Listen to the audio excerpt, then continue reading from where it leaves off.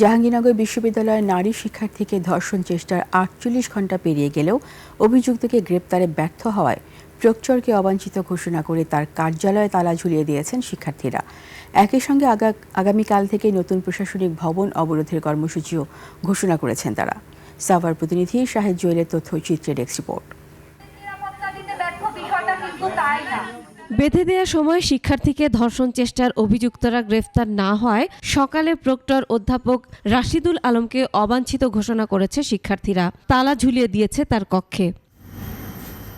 Proctor পদত্যাগ না করলে রোববার থেকে প্রশাসনিক ভবন অবরোধ কর্মসূচির ঘোষণাও দেওয়া হয়। এবং আমাদেরকে ষড়যন্ত্রকারী বলছেন, তো এখন আমাদের বর্তমান কর্মসূচি আমরা বর্তমান প্রক্টোরিয়াল বডিকে অবাঞ্ছিত ঘোষণা করেছি। প্রক্টর অফিসে তালা দেওয়া হয়েছে এবং আগামীকাল থেকে প্রশাসনিক ভবনে সব কাজকর্ম বন্ধ থাকবে। আমরা রেজিস্টার বিল্ডিং অবরোধ করব।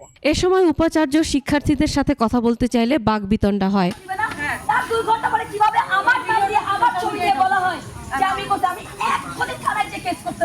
উপাচার্য বলেন, প্রক্টোরিয়াল বডির কোনো গাফিলতি আছে কিনা তা খতিয়ে দেখা হচ্ছে।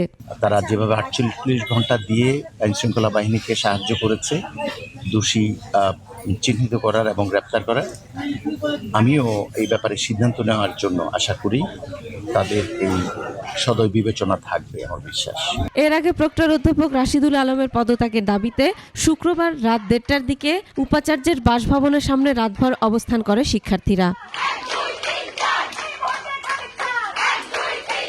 ১২ মে রাত ১১টার দিকে জাহাঙ্গীরনগরের এক শিক্ষার্থীকে রাস্তা থেকে টেনে নিয়ে ধর্ষণ চেষ্টা হয়। পুলিশ অভিযুক্তদের তথ্য দিতে পুরস্কার ঘোষণা করেছে। মাসুম আলিসা, ডেস্ক রিপোর্ট, ২১শে টেলিভিশন।